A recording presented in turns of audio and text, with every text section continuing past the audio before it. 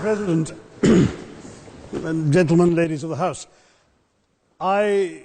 standing here with 8 minutes in my hands and at this venerable and rather magnificent institution, I was going to assure you that I belong to the Henry VIII School of Public Speaking, that as Henry VIII said to his wives, I shall not keep you long.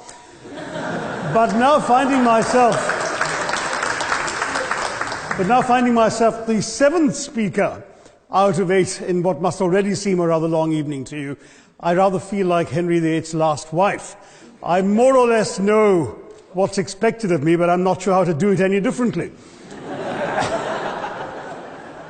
Perhaps what I should do is really try and pay attention to the arguments that were advanced by the opposition today.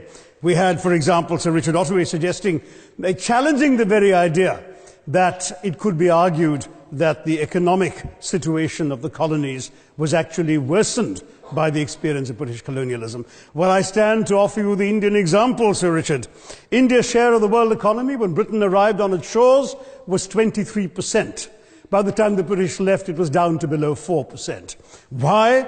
Simply because India had been governed for the benefit of Britain. Britain's rise for 200 years was financed by its depredations in India. In fact, Britain's industrial revolution was actually premised upon the deindustrialization of India. The handloom weavers, for example, famed across the world, whose products were exported around the world, Britain came right in. There were actually these weavers making fine muslin, light as woven air, it was said.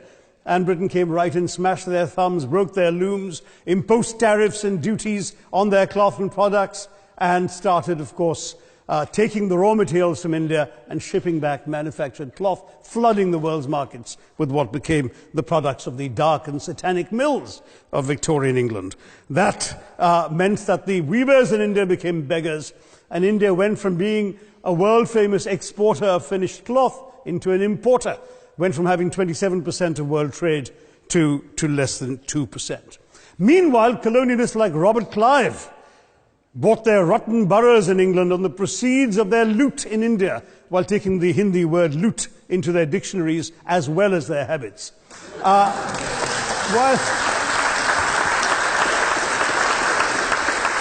And the British had the gall to call him Clive of India, as if he belonged to the country, when all he really did was to ensure that much of the country belonged to him.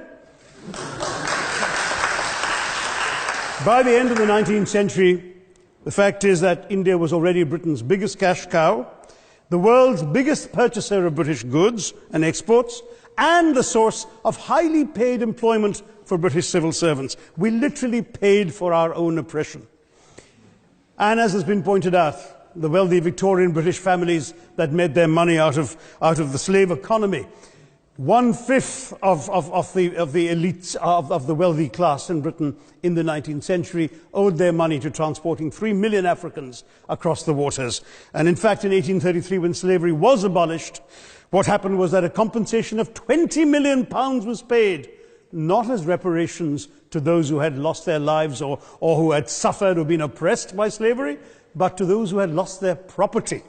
I was struck by the fact that your Wi-Fi password at this union commemorates the name of Mr. Gladstone, the great liberal hero. Well, I'm sorry, his family was one of those who benefited from this compensation.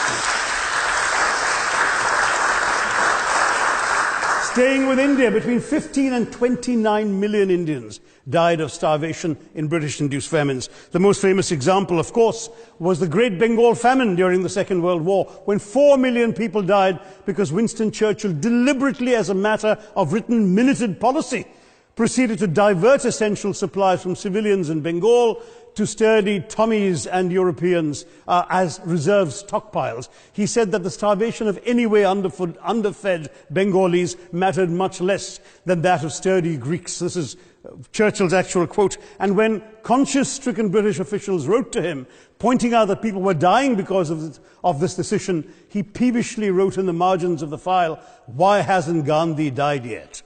So all notions that the British were trying to do their colonial enterprise out of enlightened despotism, to try and bring the benefits of colonialism and civilization to the benighted heathen. I'm sorry, Churchill's conduct in 43 is simply one example of many that gave a lie to this myth. As others have said on the proposition, Violence and racism were the reality of the colonial experience. And no wonder that the sun never set on the British Empire, because even God couldn't trust the English in the dark. Let me take World War I as a very concrete example, since the first speaker, Mr. Lee, suggested these things couldn't be quantified. Well, let me quantify World War I for you. Again, I'm sorry, from an Indian perspective, others have spoken of other countries. 1/6 of all the British forces that fought in the war were Indian. 54,000 Indians actually lost their lives in that war. 65,000 were wounded. Another 4,000 remained missing or in prison. Indian taxpayers had to cough up £100 million in that time's money. India supplied 70 million rounds of ammunition, 600,000 rifles and machine guns, 42 million garments were stitched and sent out of India, and 1.3 million Indian personnel served in this war. I know all this because, of course, the commemoration of the centenary has just taken place. But not just that. India had to supply 173,000 animals, 370 million tons of supplies, and in the end, the total value of everything that was taken out of India. India, by the way, suffering from recession at that time and poverty and hunger, was, in today's money, £8 billion. You want quantification? It's available. Second World War, it was even worse, 2.5 million Indians in uniform. I won't belabor the point, but of Britain's total war debt of £3 billion, in 1945 money, 1.25 billion was owed to India and never actually paid. Somebody mentioned Scotland.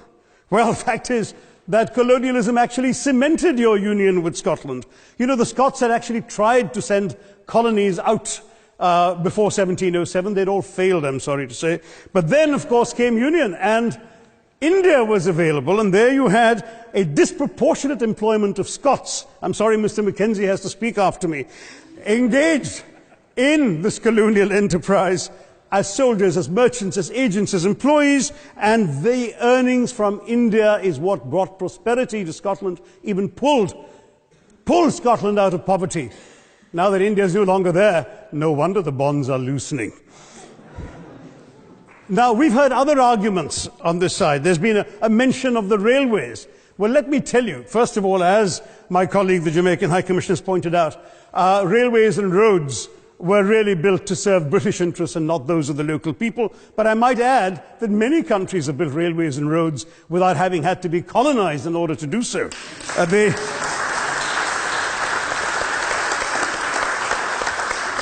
They were designed to carry raw materials from the hinterland into the ports to be shipped to Britain.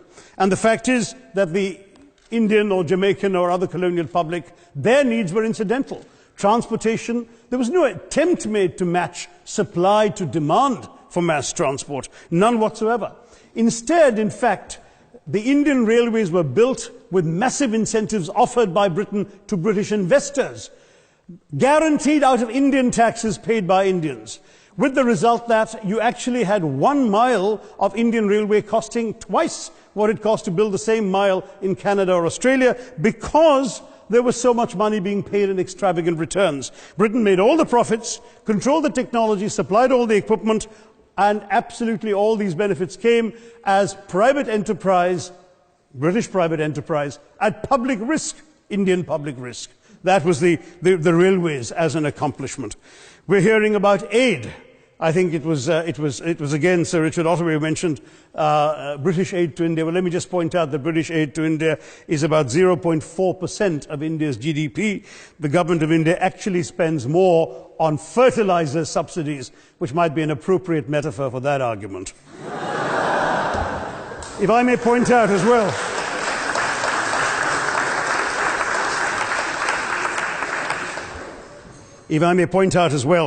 that as my fellow speakers from the proposition have pointed out, there have been incidents of racial violence, of loot, of massacres, of bloodshed, of transportation, in India's case even of one of our last Mughal emperor.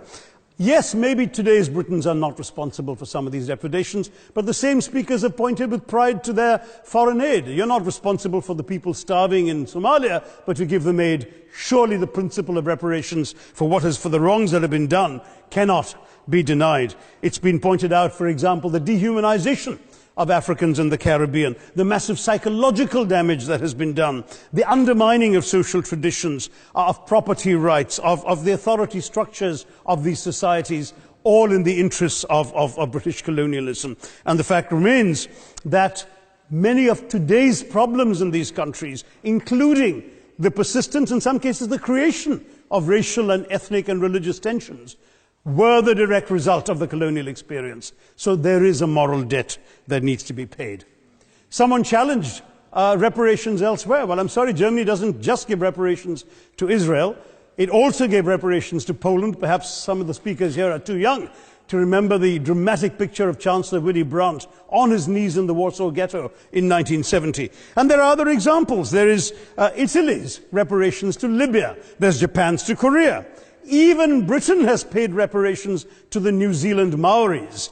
So it's not as if this is something unprecedented or unheard of that's going to somehow open some sort of nasty Pandora's box. No wonder Professor Lewis reminded us that he's from Texas. There's a wonderful expression in Texas that summarizes the arguments of the opposition: all hat and no cattle. Now, if I can just quickly look through the other notes I was scribbling while they were speaking. There was reference to democracy and rule of law. Let me say with the greatest possible respect, it's a bit rich to oppress, enslave, kill, torture, maim people for 200 years and then celebrate the fact that they're democratic at the end of it.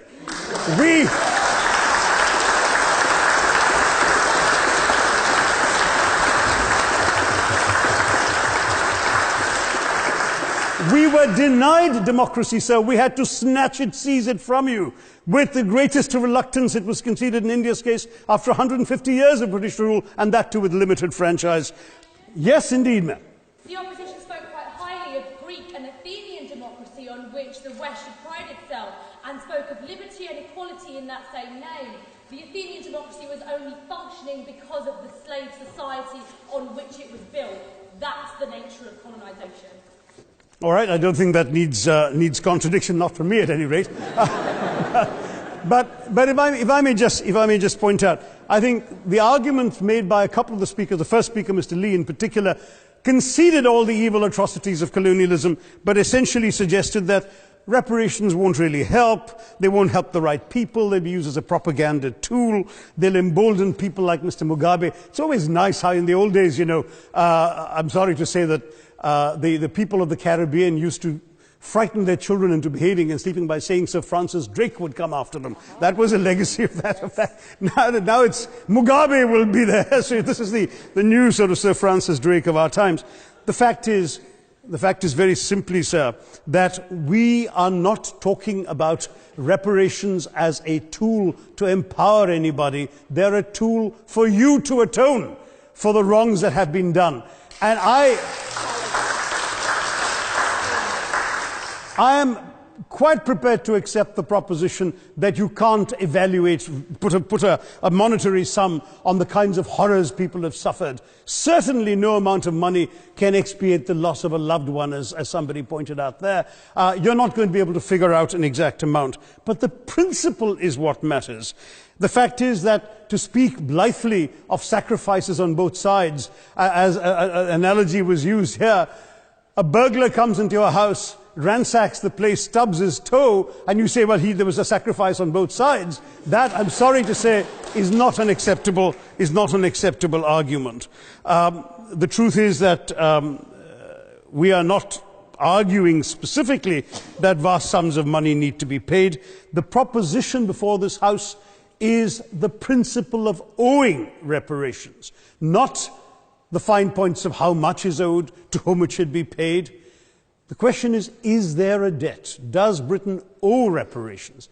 As far as I'm concerned, the ability to acknowledge a wrong that has been done, to simply say sorry, will go a far, far, far longer way than some percentage of GDP in the form of aid.